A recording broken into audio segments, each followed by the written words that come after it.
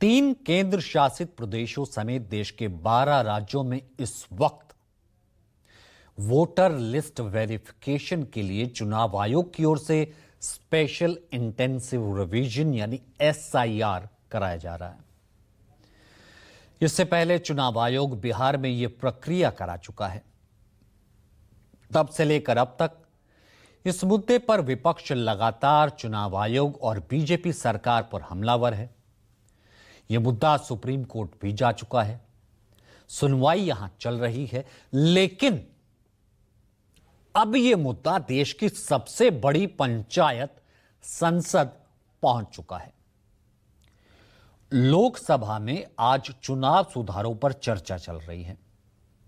इस पर तमाम बहस और विवादों के बीच लोकसभा में आज एक ऐसा मुद्दा उठा जिसे जानना आपके लिए बेहद जरूरी है। लोकसभा में चुनाव सुधार पर चर्चा की शुरुआत कांग्रेस सांसद मनीष तिवारी ने की।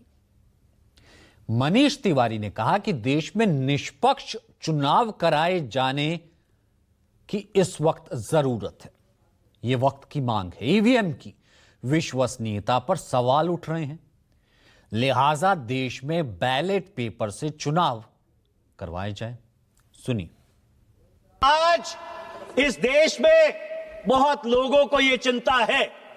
मैं ये नहीं कह रहा कि ईवीएम मैन्युपुलेट हो रहे हैं, मैं ये कह रहा हूं कि लोगों को इस बात की चिंता है कि ईवीएम मैन्युपुलेट हो सकते हैं।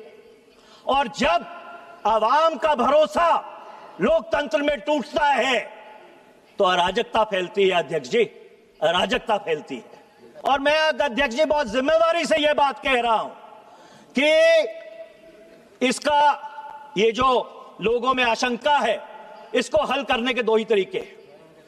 या तो 100% वीवीपैट की काउंटिंग हो, 100% वीवीपैट की काउंटिंग हो, और या जो से बढ़िया सोल्यूशन है कि हमको पेपर बैलेट पे वापस चला जाना चाहिए। बहुत सारे ऐसे मुल्क थे जिन्होंने ईवीएम का प्रयोग किया था। जापान, जर्मनी, अमेरिका, जहां पे ये आजाद हुए थे, वो सारे पेपर बैलेट पे वापस क्यों चले गए? क्या कारण था कि वो पेपर बैलेट पे चले गए?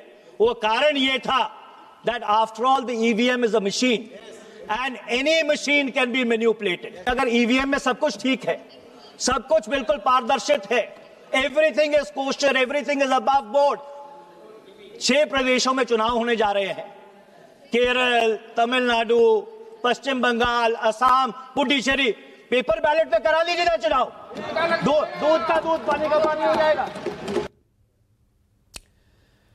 ना सिर्फ कांग्रेस बल्कि इसके बाद जब बारी समाजवादी पार्टी चीफ और सांसद अखिलेश यादव की आई तो उन्होंने भी पुरजोर तरीके से ईवीएम की बजाय बैलेट पेपर से चुनाव कराने की मांग का न सिर्फ समर्थन किया बल्कि इसके पीछे जर्मनी जैसे विकसित देशों का तर्क भी दे दिया।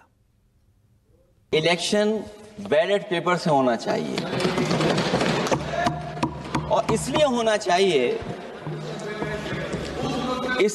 चाहिए कि बहुत प्रश्न लग रहे हैं, बहुत उंगली उठ रही है। इलेक्ट्रॉनिक चीजों पे बहुत सवाल खड़े हो रहे हैं, और केवल भारत के अंदर लोकतंत्र में नहीं, दुनिया के लोकतंत्र में।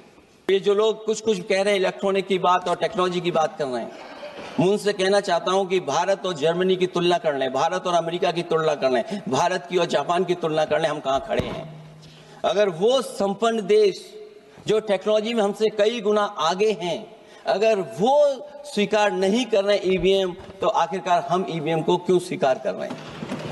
अगर उन देशों में लोकतंत्र है और बैलेट से वोट पड़ रहा है, तो यहां पर भी बैलेट से वोट पड़ना चाहिए। और जो मेरी जानकारी जहां तक पहुंचती और जानकारी है मुझे, वो जानकारी ये कहती है कि जर्मनी में अगर आप ईवीएम से वोट डालेंगे तो वो अनकॉन्स्टिट्यूशनल माना जाएगा। सोचो, जर्मनी जैसा देश बैलेट पेपर से वोट डलवा रहा है, तो आखिर भारत जैसा देश हम बैलेट पे क्यों नहीं जा रहे हैं?